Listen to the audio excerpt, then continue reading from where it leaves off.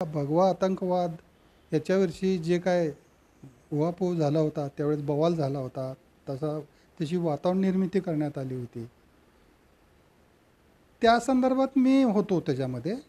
परंतु मला जो आदेश दिला होता की रामजी कलसंग्रा, दिलीप पाटीदार, संदीप डांगे यांना अटक करून आणण्याचे आदेश दिले होते.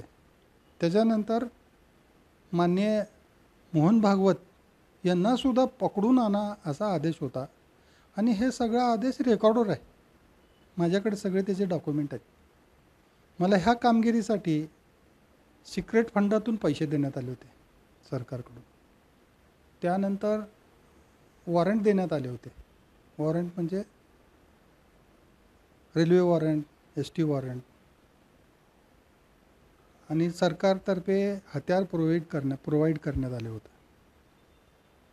त्याशिवाय 10 कर्मचारी मला माझ्या पसंतीचे महाराष्ट्रातून तुम्ही कुठलेही अधिकारी घ्या आणि हे कारवाई पूर्ण करा, हा तपास पूर्ण करा, असा मला आदेश होता.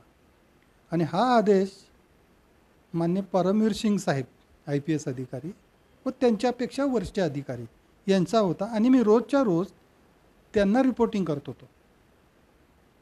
मी काय रोज काम केला, कुठं गेलं, काय गेलं, ते त्यांनाच मला रिपोर्टिंग करायचे आदेश होते.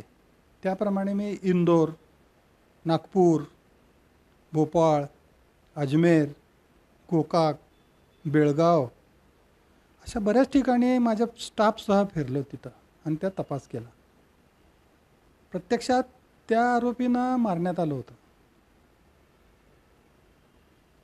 जे रामजी कलसंग्रा आणि पाटीदार हे जिवंत नव्हते, परंतु त्यांना जिवंत दाखवण्यासाठी मला परत परत फिरवावं लागले होते. ते मला पसंत नव्हतं ती गोष्ट. आणि शिवाय एवढे मोठे ते नागपूरला जाऊन धरून आणा असं म्हणल्यानंतर मला ते खोटं शक्यच नाही, माझ्या हातनं झालं नाही. ह्या सगळी वस्तुस्थिती ज्यावेळेस यांच्या लक्षात होती, याला सगळी माहिती आहे. मी सोलापूर नसताना माझ्यावर गुन्हा दाखल करण्यात आला.